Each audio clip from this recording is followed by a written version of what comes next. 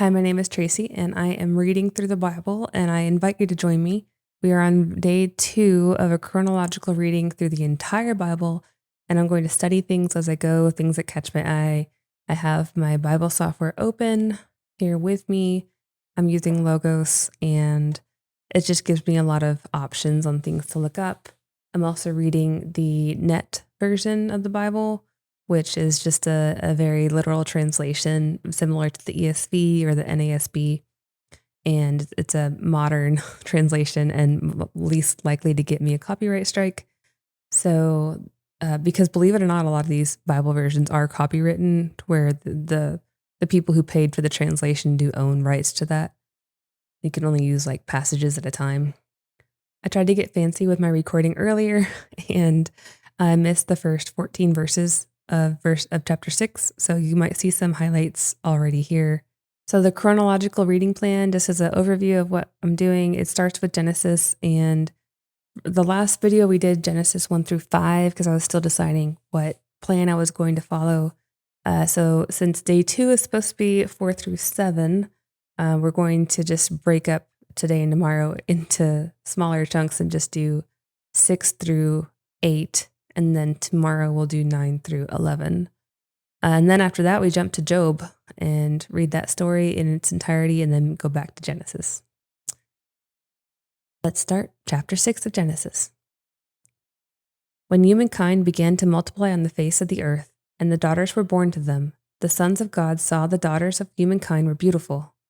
Thus they took wives for themselves from any they chose. So the Lord said, My spirit will not remain in humankind indefinitely, since they are mortal. They will remain for 120 more years. And the reason I highlighted this was because I hadn't read this. I'd always interpreted it as they won't live for 900 years anymore. They'll only live for 120 years, and that's why people don't live as long. But the wording of this translation doesn't make it sound like that. This makes it sound like they will remain for 120 more years. And some of the things that I looked into basically said, it was this note here. Some interpret this to mean the age of expectancy of the people from this point on would be 120, but neither the subsequent narrative nor reality favors this. It is more likely that this refers to the time remaining between this announcement of judgment and the coming flood. So I'd never realized that until now, so that was interesting to me. Okay, verse 4. The Nephilim were on the earth those days, and also after this. That was an interesting parentheses, that it was before and after there were Nephilim on the earth. When the sons of God were having sexual relations with the daughters of humankind, who gave birth to their children. They were mighty heroes of old, the famous men. And I think the note that I was reading on this sons of God phrase, like this is not like Jesus's brothers and brothers running around. This is typically used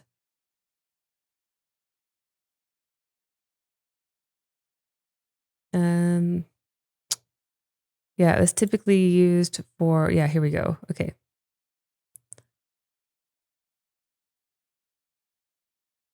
I lost it again. Yeah, this is.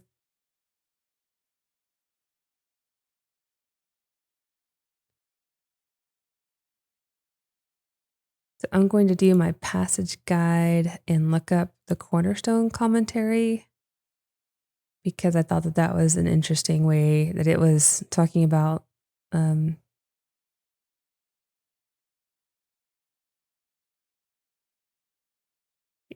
so this mentions how my spirit will not put up with humans was an interesting sentence there, because my spirit will not put up with humans. So the spirit was with so the Holy Spirit was with humankind. Interesting. Okay, so maybe that was Lord's Spirit was with them before the flood, and then after the flood, there was like a new covenant. Like he just kind of changed how he wanted to do it. Um,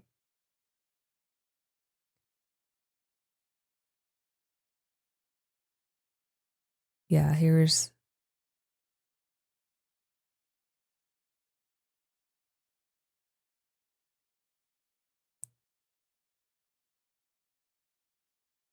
okay. So this verse here, it's talking about now. So it says to start, there are hints in the lines that lead us to the understanding that the times were not simply evil, but grotesque and dangerous.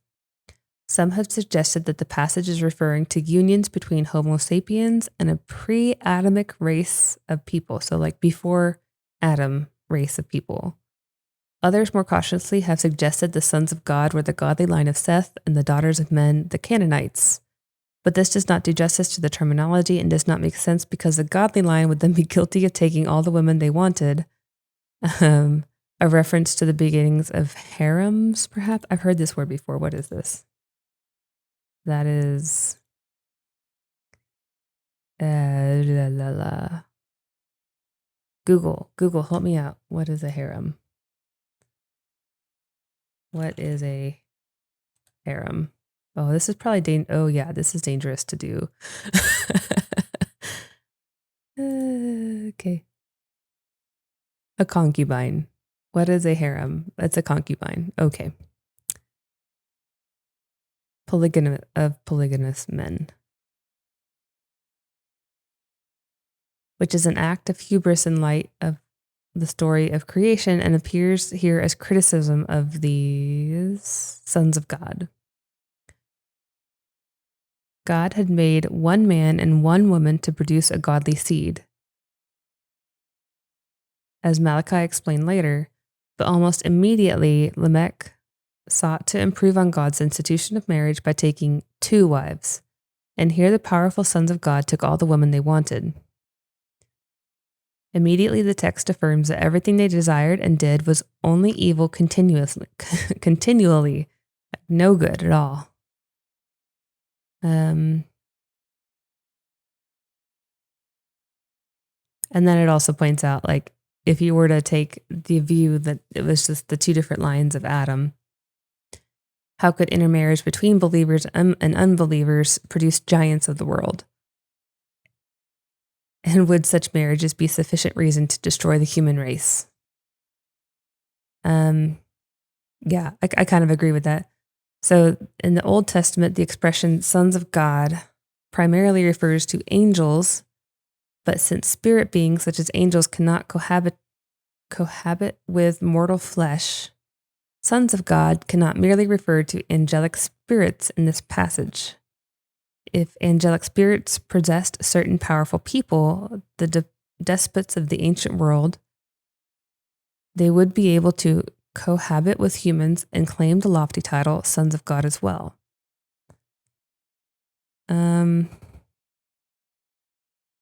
Okay. So there's uncertainty as to what exactly these sons of God were, but there's a lot of thoughts. And none of those thoughts are really saying that it's like Jesus's brother because he was a son of God and they're sons of God and it's 2 different things. But I mean, I've always thought this is probably the root of Greek mythology and all the mighty men and women of the very ancient text that had powers and size and giants and crazy things, crazy stories handed down. This always pointed to the why that could have happened is because there were things that were not human on the earth earlier on. I just think this is a really interesting verse to really, you could spend forever digging into this, I feel. But continuing on, verse 5. But the Lord saw that the wickedness of humankind had become great on the earth. Every inclination of the thoughts of their minds was only evil all the time. The Lord regretted that he had made humankind on earth, and he was highly offended. So the Lord said, I will wipe humankind, whom I have created, from the face of this earth. Everything from humankind to animals, including creatures that move on the ground and birds of the air, for I regret that I have made them. But Noah found favor in the sight of the Lord.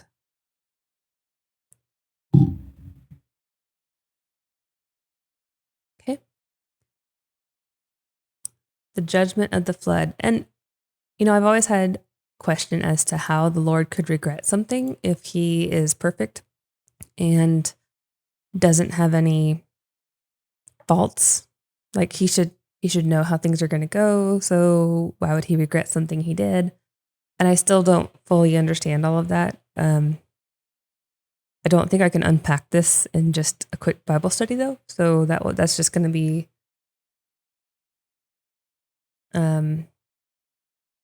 the note of the translation though. He was grieved or sorry to feel regret concerning a past action. But continuing on, the judgment of the flood. Verse 9. This is the account of Noah. Noah was a godly man. He was blameless. Now that is high praise. Blameless among his contemporaries. So I wonder if that means that he followed all the rules of were there rules at that point? He walked with God. So similar to Enoch. Was that Enoch? The guy who was taken up by God earlier. Can y'all hear the rain? It's raining really hard right now. I think I have all the noise gates filtered to where y'all can't hear it, but it's really pouring out there. Okay. Verse 10. Noah had 3 sons, Shem, Ham, and Japheth. I tried to look up how to say this, but my pronunciation guide isn't working, and I don't fully understand how to use this little, was this Hebrew, translator thing? So I'm just going to say Japheth, even though it could be Yefeth, but that doesn't, I don't know, I feel like I'd be mocking Hebrew if I tried to pronounce it other than the English, face value of that. So I apologize. I'm working on figuring out how to pronounce things. Okay. Moving on to verse 11. The earth was ruined in the sight of God. The earth was filled with violence. God saw the earth, and indeed it was ruined.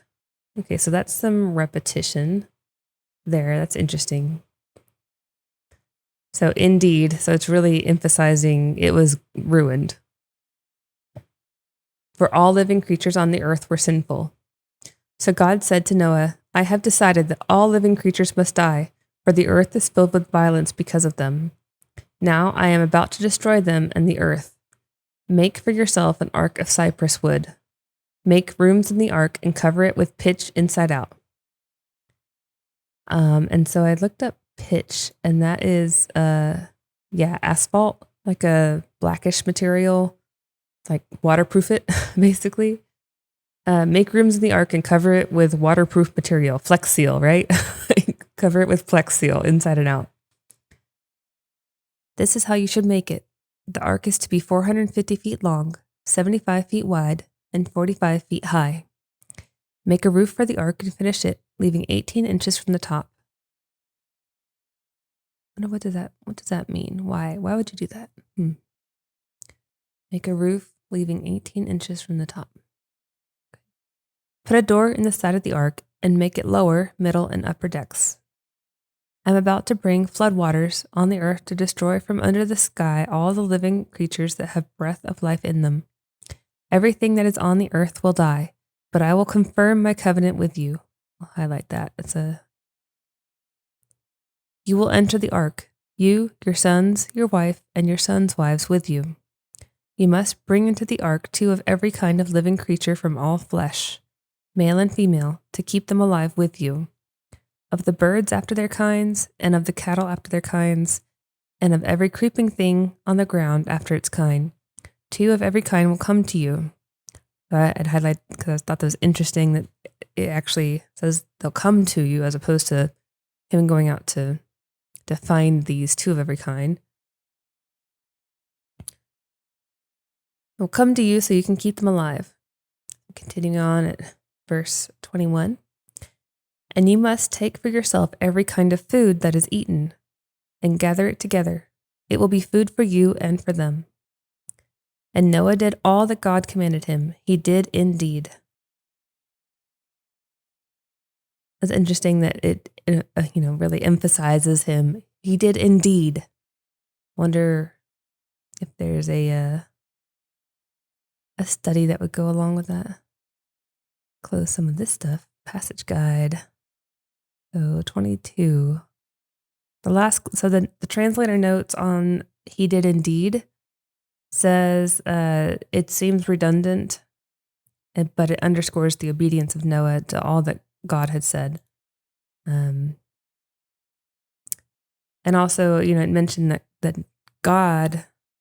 Noah walked with God, but because of Noah walking, it didn't actually mention whether or not his sons and wives and daughters and everyone else walked with God, but God made a covenant with Noah, and therefore him, his sons, his wives, and his sons' wives were all saved. So it's interesting that Noah's actions somehow influenced his family, either by convincing them to also walk with God or covering them somehow. So moving on to chapter 7. The Lord said to Noah, "Come into the ark, you and all your household, for I consider you godly among this generation.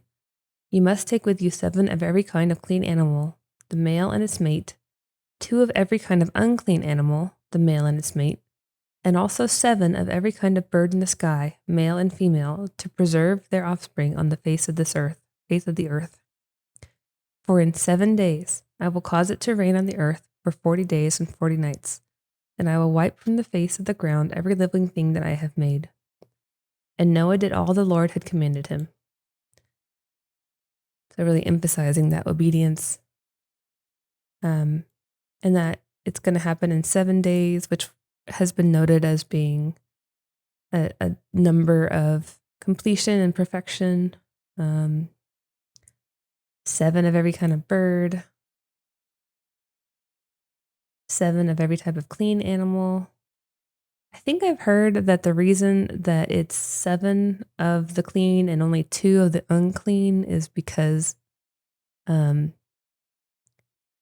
you're going to be eating the clean animals and not eating the unclean animals. I think that's the reason. Okay, that's just the terminology, or 7 pairs. So that maybe it's not 7 animals, but 7 pairs of animals. But then would it be 2 pairs or 2 of every kind? I don't know. Okay, well, moving on. Verse 6. Noah was 600 years old when the floodwaters engulfed the earth. Noah entered the ark along with his sons, his wife, and his sons' wives because of the floodwaters. Pairs of clean animals, of unclean animals, of birds, and of everything that creeps along the ground, male and female, came into the ark to Noah, just as God had commanded him. And after 7 days the floodwaters engulfed the earth. In the 600th year of Noah's life, in the 2nd month, on the 17th day of the month, on that day all the fountains of the great deep burst open with the floodgates of the heavens. That is an interesting... Oh, okay. Let me read that again. In the 600th year, on the 17th... On that day, all the fountains of the great deep burst open, and the floodgates of the heavens were opened. What is the note of that? On the pre-scientific view of the sky reflected here. So there must have been some Hebrew view of the world. They were the fountains of the great deep. So the term deep refers to the watery deep, the salty ocean, especially the primeval ocean that surrounds and underlies the earth. text seems to picture here subterranean waters coming from under the earth and contributing to the rapid rise of the water. The significance seems to be, among the other things, that in this judgment, God was returning to the world its earlier condition of being enveloped with water, a judgment involving the reversal of creation. So in chapter 1, when we saw God parting the waters and making dry land, now he's undoing that. Okay. And the rain fell on the earth 40 days and 40 nights. Verse 13. On that very day, Noah entered the ark, accompanied by his sons Shem, Ham, and Japheth, along with his wife and his sons' 3 wives. They entered, along with every living creature after its kind. Wow. I am struggling of reading tonight, and I apologize. We're being real with it, though, so continuing on. 14. They entered, along with every living creature after its kind, every animal after its kind, every creeping thing that creeps on the earth after its kind, and every bird after its kind, everything with wings. And that's an interesting way to end that. So here we are again with its kind, so everything very intentional. Everything with wings. Okay. Pairs of all creatures that have breath of life came into the ark to Noah. Those that entered were male and female, just as God commanded him. Then the Lord shut him in. So the Lord's protecting him. So this wasn't Noah protecting himself from the flood. This is God protecting Noah. Okay. Verse 17. The flood engulfed the earth for 40 days. There is significance of 40. I think 40 ends up being used quite often. 40 days and 40 nights. All those things. Well, we'll just make a note of that. I feel like I'd like to dig into that more later. But okay. As the waters increased, they lifted the ark and raised it above the earth. The waters completely overwhelmed the earth, and the ark floated on the surface of the waters. The waters completely inundated the earth, so that even all the high mountains under the entire sky were covered. The waters rose more than 20 feet above the mountains. Which mountains is it talking about? Obviously, a flood of 20 feet did not cover the mountains. The statement must mean the flood rose about 20 feet above the highest mountain. Okay, yeah. That's how I interpreted it when I read it. Okay, 21. And all the living things that moved on the earth died, including the birds, domestic animals, wild animals, and all the creatures that swarm over the earth, and all humankind. Everything on dry land that had the breath of life in its nostrils died. So the Lord destroyed everything. So the Lord destroyed every living thing that was on the surface of the ground, including people, animals, creatures that creep along the ground, and birds of the sky. They were wiped off the earth. Only Noah and those who were with him on the ark survived. The waters prevailed over the earth for 150 days. I'm seeing a lot of repetition of, specifying, he brought all the birds and all the things and all the kind. Like it's very specifically mentioned. The things that were on the ark, the things that died, including this of its kind, with the birds, with the wings. It's interesting. I'm sure there's something behind that. I'm not sure what it is, but the idea of there being some type of sons of God, though, it's so specific, but it doesn't mention the sons of God and the Nephilim anymore, that those also died. So maybe those,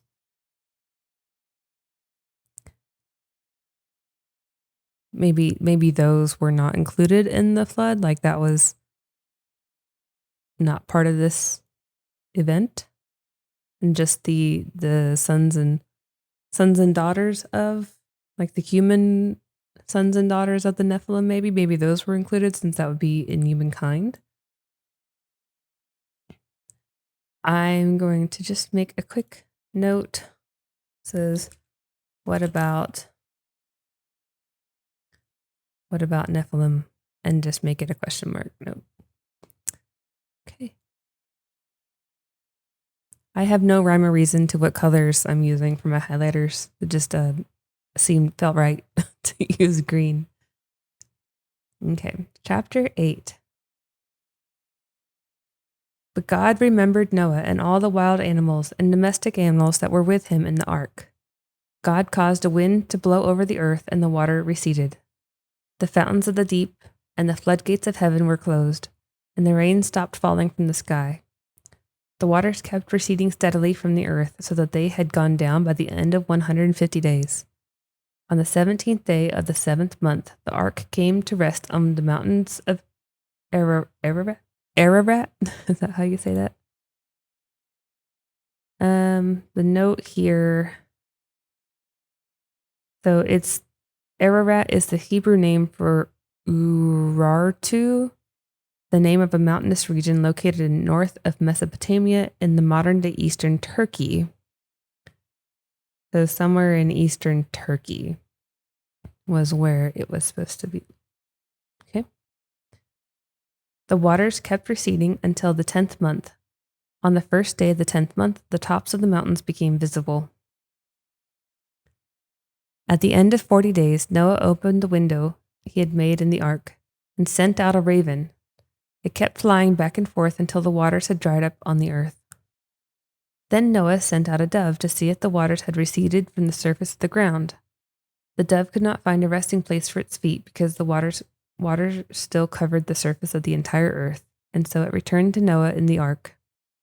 He stretched out his hand, took the dove, and brought it back into the ark.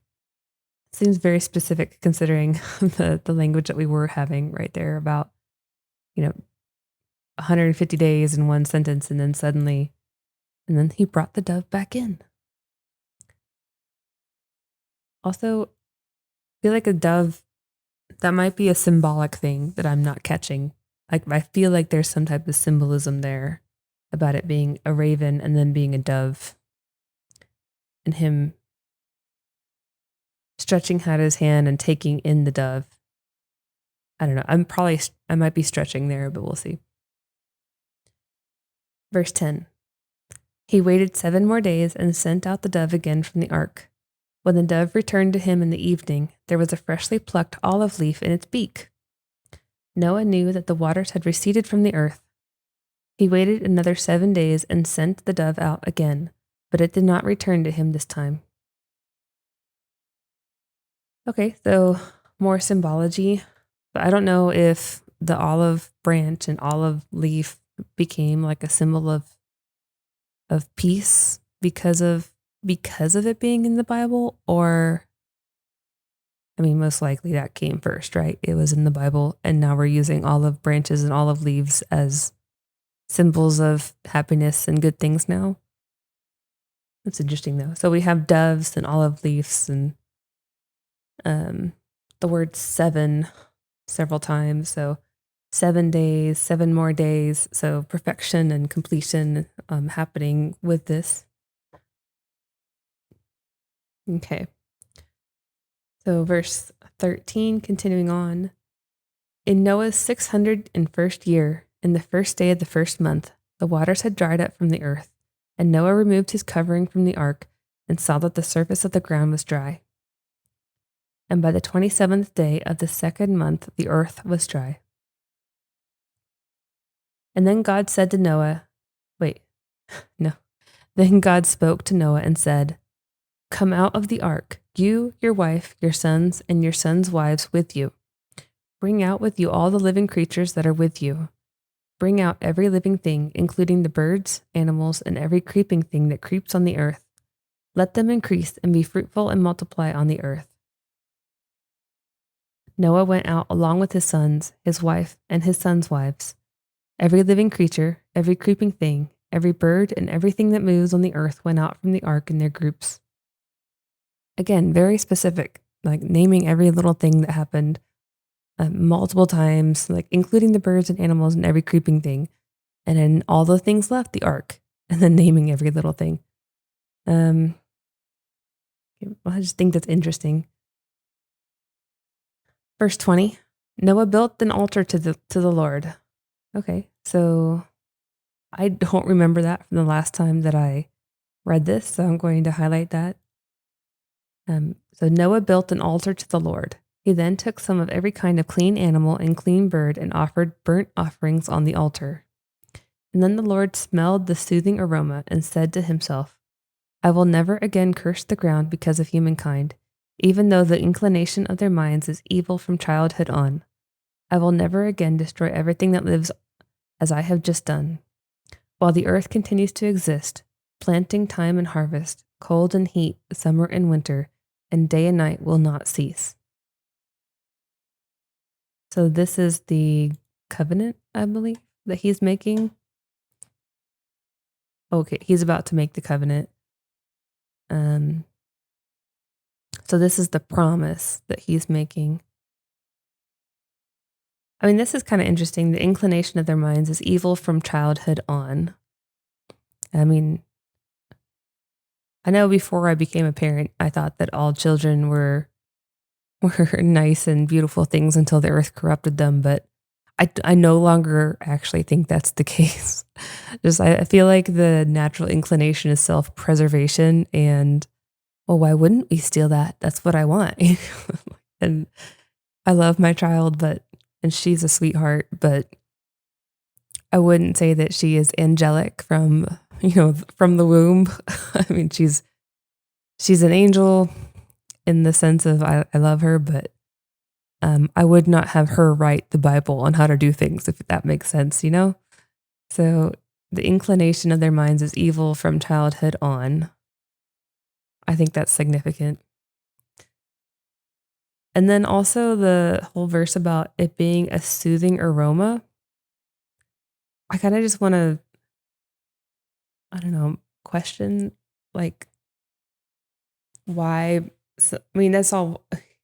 I know that part of it is our culture now, like why a soothing aroma is would be the smelling of a burnt carcass. But we also just finished Thanksgiving, and like smelling the turkey cooking was delicious smelling. So it's not like that necessarily went away just because we're so, high and mighty these days. What does the translator text say? Language is anthropomorphic. Anthropomorphic. The offering had a sweet aroma that pleased or soothed. Leviticus 1 signifies that God accepts the offering with pleasure, and in accepting the offering, he accepts the worshiper. That doesn't help a whole lot, but interesting language, I'll just say. And then I'm also curious what an altar would look like. Because it doesn't actually describe yet what an altar looks like. I mean, I know later in the Old Testament that goes into great detail about what the altars look like and specifications, but is it just like a rock or let's see, does it have notes on that? Passage guide. And if we go to, isn't there like an archaeological one that I had?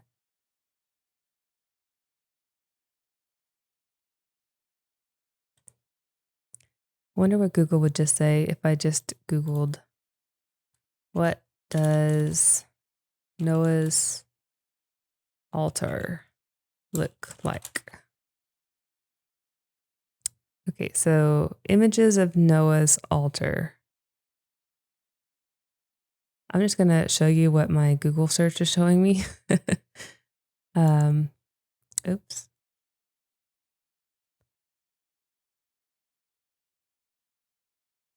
So yeah, kind of I know a lot of times these artistic interpretations are incorrect, but yeah, pile of rocks. It's kind of what most of them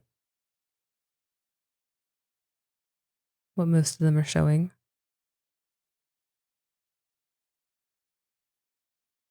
Again, they don't actually explain what an altar looks like at this point, but um, sounds like a pile of rocks is a decent way to envision it.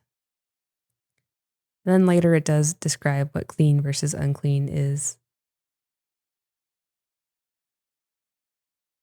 Okay. Was it 6, 7, and 8? Yes. So I think we're done now. I think that is it. Um, all right. Yes. 6, 7, and 8. Okay. With that, I will pray us out and thank you for joining me today. And I'm looking forward to tomorrow. All right. God, thank you for this time today. Thank you for the ability to do this. Please guide, um, please guide my heart and my mind as I go through this and think of these things, and help me not give false teachings, and help all these words to bring people closer to you and not lead them astray. Um, please keep me humble through this. I feel like every day you humble me when I read this Bible. And we thank you for all of your blessings, and thank you for all of what you do. Amen.